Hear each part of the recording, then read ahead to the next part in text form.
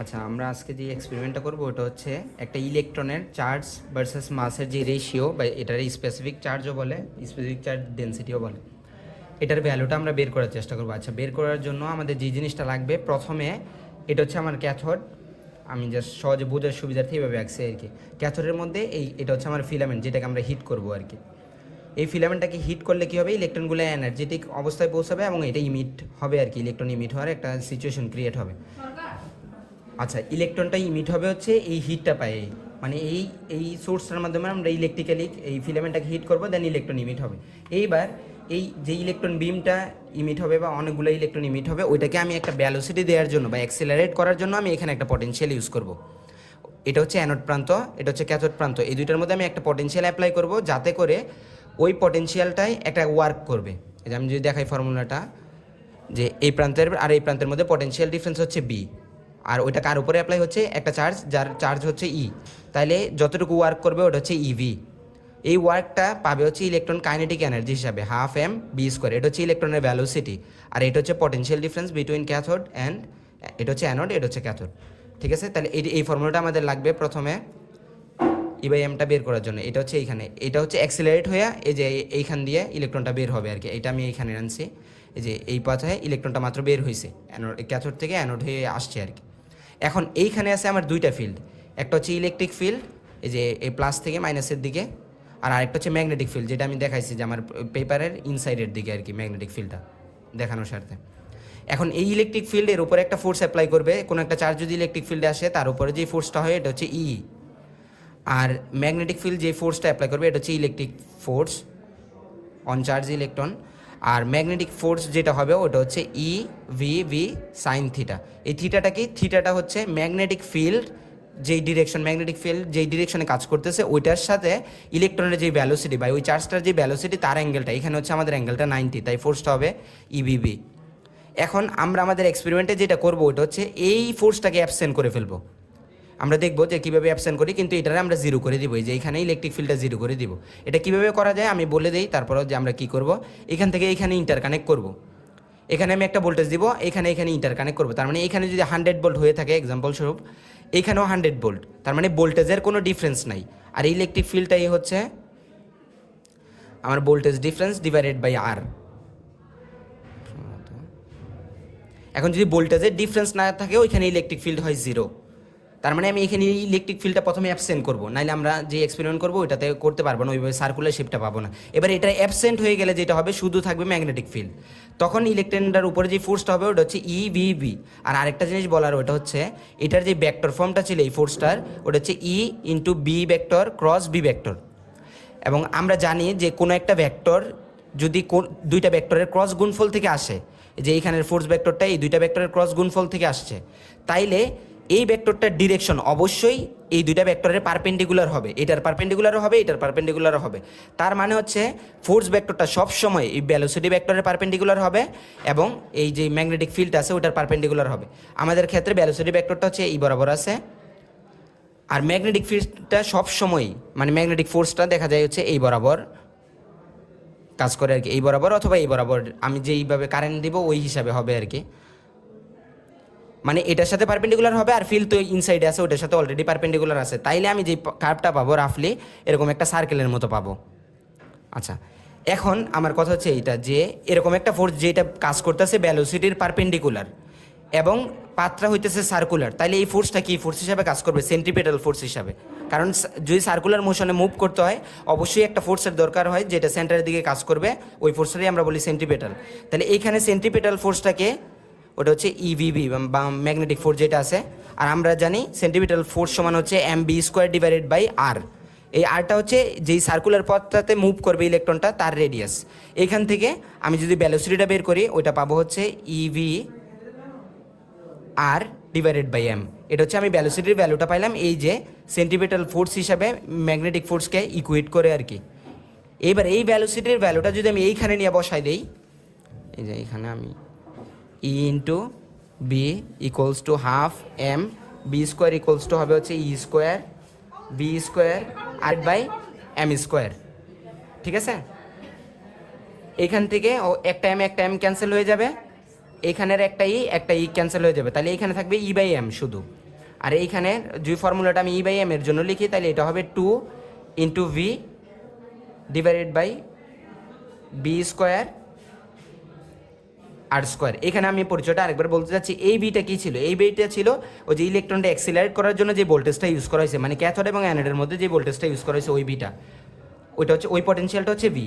আর এই বিটা কি? এই বিটা হচ্ছে ম্যাগনেটিক ফিল্ড ইন্টেন্সিটি, যেটার মধ্যে ইলেকট্রনটা আসছিল ওইটার ইন্টেন্সিটিটাই হচ্ছে এই ভি। আর এই রেডিয়াসটা কি? যখন ইলেকট্রিক ফিল্ড থাকবে না তখন এটা যখন সার্কেলে মুভ করবে তখন ওই সার্কুলার পথের যে রেডিয়াস ওটা হচ্ছে আর। আচ্ছা, আমরা এতক্ষণ যেটা দেখলাম ওইটার ইলেকট্রিক ফিল্ডে কাজ করবে হচ্ছে যে এইখানে একটা প্লেট আছে আর এইখানে একটা প্লেট আছে, এই দুইটা ফিল্ডের মধ্যে থাকবে ইলেকট্রিক ফিল্ড। আর ম্যাগনেটিক ফিল্ডটা আমরা ডিরেক্টলি কোনো ম্যাগনেট দিয়ে ক্রিয়েট করবো না, এইখানে আমরা কারেন্ট দেবো এই কয়েলে। এই কারেন্টের কারণে আমরা ম্যাগনেটিক ফিল্ড এখানে ক্রিয়েট করতে পারবো আর কি, ওইটার থ্রুতে ম্যাগনেটিক ফিল্ড আসবে। আর এইখানে হচ্ছে আমার ফিলামেন্টের দুইটা পয়েন্ট দেখাই, এই দুইটাতে হচ্ছে আমার ফিলামেন্ট আছে, যে কোনো একটা থেকে আমি ক্যাথোডের কানেকশন নিতে পারবো। আর অ্যানোডটা কোথায় পাবো আমরা? এই যে অ্যানোডের টার্মিনাল হচ্ছে এইখানে।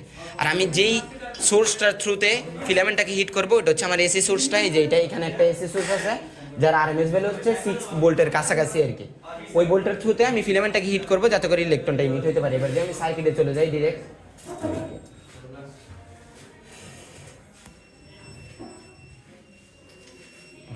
এখন আমার প্রথম কাজ হচ্ছে আমি চাচ্ছি ইলেকট্রিক ফিল্ডটাকে এক্সটেন্ড করতে, তার মানে আমি আগে এটাকে ইন্টারকানেক্ট করে দেব এই দুটো পার্ট, ঠিক আছে? এরপরে এইখান থেকে কারেন্টটা যাতে ওইটাতে যাইতে পারে এই জন্য এইখান থেকে এখানে 2A যেখানে লেখা আছে এখান থেকে ওইটা 2A তে আমি ইন্টারকানেক্ট করে দেব যাতে এটা থেকে ওইটাতে কারেন্ট যাইতে পারে।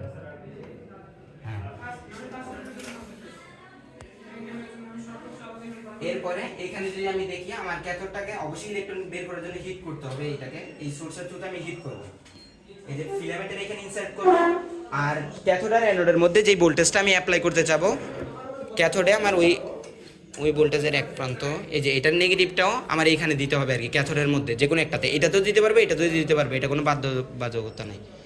এই যে এটা, তার মানে আমার এতটুকু কানেকশন হয়েছে যে আমার যে ক্যাথোডে হিট করার জন্য যে সোর্স দেওয়া দরকার ওইটা দিছি, এবং ক্যাথোডের মধ্যে এই যে এইখান থেকে এটা থেকে যেই ভোল্টেজটার থ্রুতে আমি অ্যাক্সিলারেট করবো অ্যানোড আর ক্যাথোডের মধ্যে ভোল্টেজটা অ্যাপ্লাই করে এখানে ক্যাথোডেরটা দিয়ে দিছি, অ্যানোডেরটা শুধু আমার দেয়া লাগবে এই যে এইখানে পজিটিভ থেকে এইখানে অ্যানোডে আমি দিয়ে দিছি, অ্যানোডে ভোল্টেজ দেওয়া আমার হয়ে গেছে। এখন আমার যেটা বাকি আছে ওটা হচ্ছে অ্যানোডের এই ভোল্টেজটা আমার এইখানে আনতে হবে যাতে এখানে দুইটাতে সেম ভোল্টেজ থাকে এবং ইলেকট্রিক ফিল্ড জিরো থাকে, জিরো হয় আর কি।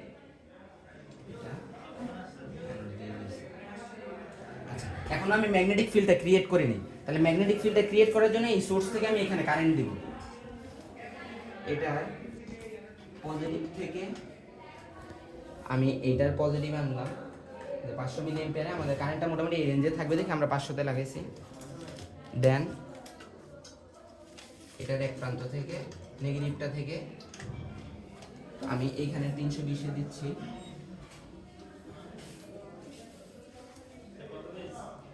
দেন এইটার 320 থেকে আবার নেগেটিভে নিয়ে যাচ্ছি। এখানে আমি কি করলাম? কিছুই করি নাই, জাস্ট এখানে পজিটিভ থেকে কারেন্টটা কত ওটা মাপার জন্য এখানে আমরা রিডিং দেখব, আর অ্যাকচুয়ালি মাপার জন্য আমরা এই অ্যামিটারটা ইউজ করব। পজিটিভের সাথে প্রথমে পজিটিভ দিব, দেন ওই পজিটিভটা থেকে তো কারেন্টটা এখানে যাইতে হবে, দেন ওই নেগেটিভ আরেকটা প্রান্ত যেটা আছে ওইটা থেকে কারেন্ট আমি এখানে নিছি, আর যেহেতু এখানে ইন্টারকানেক্ট করে দিয়েছিলাম তার মানে এই পাতেও কারেন্টটা আসবে। আসার পরে এখান থেকে কারেন্টটা তো আবার নেগেটিভে নিতে হবে, ওইখান থেকে কারেন্টটা আমি আবার নেগেটিভে নিয়ে গেছি। এখন আমি যদি রিডিং নেওয়ার জন্য আমার মানে যতটুকু করা দরকার সার্কিট অতটুকু করা শেষ। এখন আমি যদি লাইনটা দিই, রিডিংটা নিব, ওইটা হচ্ছে প্রথমে আমি অ্যানোড ভোল্টেজটা মানে যেটা থ্রুতে ইলেকট্রনটা অ্যাক্সিলারেট করতেছিলাম ওই ভোল্টেজটা আমরা রাখছি এখন 2.1, এটার আমি 1.5 এ যদি নিয়ে আসি 1.3 1.5, অ্যানোড ভোল্টেজ 1.5 রাখলাম। এরপরে আমার নোট হচ্ছে যে এইখানের কারেন্টটা কত এটা যদি আমি নোট করি, এখানে লাগাইছি হচ্ছে আমি 500 মিলি অ্যাম্পিয়ার, তার মানে এইখানে আছে আমার 500 মিলি অ্যাম্পিয়ার, তাহলে 0 থেকে 1 এর মধ্যে 100 মিলি অ্যাম্পিয়ার, এখানে এইটুকুর মধ্যে 200, দেন 300 400 500 মিলি অ্যাম্পিয়ার। এখন তাহলে আমাদের কারেন্ট আছে 100 মিলি অ্যাম্পিয়ারের মতো, এটা হচ্ছে ওই কারেন্টটা যার থ্রুতে আমি ম্যাগনেটিক ফিল্ডের ইন্টেন্সিটিটা বের করব, ওই কারেন্টটা হচ্ছে এইটা, তাহলে এইটাও আমার নোট করতে হবে। আর এখন আমি যে কানেকশনটা দিছি এটা যদি আমি ডিরেক্ট বলে থাকি, এরপরে আমি জাস্ট যখন রিভার্স করবো এটাকে আমরা বলবো রিভার্স কানেকশন। এখন ডিরেক্টের জন্য আমরা কিসের পার্ট নিব, ওটা হচ্ছে এইখানে ওয়াই ইকুয়ালস টু 1 একটা হরাইজন্টাল লাইন আছে, এই যে এরকম, নিচেও আরেকটা আছে। ওয়াই যখন 1 তখন এক্স এর ভ্যালুটা কত এটা আমাদের লাগবে। এটা কেন লাগবে? এটা লাগবে হচ্ছে আমার রেডিয়াসটা বের করার জন্য ওয়াই এবং এক্স এর ভ্যালুটা লাগবে। তাহলে ওয়াই যখন 1 তখন এক্স এর ভ্যালুটা আমাদের প্রায় 7 পয়েন্ট সামথিং, 7.1 এর মতো। হ্যাঁ, 7.1 এর মতো। এরপরে আমি আবার জাস্ট এটাকে রিভার্স করব। এটাকে রিভার্স করার সাথে সাথে আমার এটাকেও রিভার্স করতে হবে, নাইলে ডিফ্লেকশন আমি পাবো না এখানে। কারণ এখানে মাইনাসের সাথে মাইনাস থাকতে হবে, প্লাসের সাথে প্লাস থাকতে হবে, তাইলে আমি অ্যামিটারে ঠিকভাবে রিডিং পাবো। এই যে এখন আমার কার্ভটাও ডিফ্লেক্টেড হয়ে গেছে। একটু সার্কুলার বানানোর জন্য আমি কারেন্টটা চেঞ্জ করে নিতে পারি, ওটা নিয়ে কোনো সমস্যা নেই। যে এখন মোটামুটি আসছে। এখন জাস্ট আমি ওই রিডিংটা নিব আর কি, যে 6 যখন 1 তখন ইয়ারটার কত, ওইটা হচ্ছে 5। আচ্ছা, আমি একটু শুরুতে কারেন্টটা চেঞ্জ করি না, কিন্তু পরেরটাতে কারেন্ট চেঞ্জ করে দেয়, রিডিংটা একটু চেঞ্জ হয়ে গেছে আর কি। জাস্ট এতটুকু। আমরা সেম কারেন্টের জন্যই দুইটার ক্ষেত্রে ওয়াই ইকুয়ালস টু যখন 1 তখন এক্স এরটা নিব। ডিরেক্টেও ওয়াই ইকুয়ালস টু 1 এর জন্য এক্স কত ওইটা নিব, আর রিভার্সেও ওয়াই ইকুয়ালস টু 1 এর জন্য এক্স কত ওইটা নিব। দেন ওইটার থ্রুতে আমরা যদি টেবিলে তাকাই তাহলে রেডিয়াসটা বের করা দেখতে পারবো আর কি। এই যে ওয়াই এবং এক্স এর মাধ্যমে আমি এখান থেকে রেডিয়াসটা বের করব, যে X square plus Y square divided by 2y, এটার মাধ্যমে রেডিয়াসটা বের করব। আর ওই যে কারেন্টটা আমি পাইলাম এখান থেকে, ওই কারেন্টটার মাধ্যমে আমি বের করবো হচ্ছে ম্যাগনেটিক ফিল্ড ইন্টেন্সিটিটা। ওটা ক্যালকুলেশনে দেখলে বুঝতে পারবো যে এইখান থেকে আমি ডিফারেন্ট ডিফারেন্ট কারেন্টের জন্য ম্যাগনেটিক ফিল্ড ইন্টেন্সিটিটা কতগুলো বের করে নিছি আমার প্রতিটা রিডিংয়ের জন্য। এরপরে আমি ই বাই এম এর যেই ফর্মুলা, ওইখানে কী কী ছিল, অ্যানোড ভোল্টেজ ছিল, মানে এই ভোল্টেজটা, পাশাপাশি ছিল হচ্ছে ম্যাগনেটিক ফিল্ড ইন্টেন্সিটি যেটা আমি বের করলাম, পাশাপাশি ছিল রেডিয়াস অফ দ্য সার্কেল, ওইটা আমি বের করলাম। দেন এগুলোর থ্রুতে আমি ই বাই এম এর ভ্যালু বের করবো। এটা হচ্ছে একটা ফিক্সড অ্যানোড ভোল্টেজের জন্য। এরপরে আমি আবার এই অ্যানোড ভোল্টেজটাকে যদি 1.8 নেই, তার মানে 1800 ভোল্ট হইলো। এই 1.8 এর জন্য সেমভাবে আমি ওয়াই যখন 1 তখন এক্স এর ভ্যালু কত ডিরেক্ট এবং রিভার্সে এটা নিব। ঠিক আছে।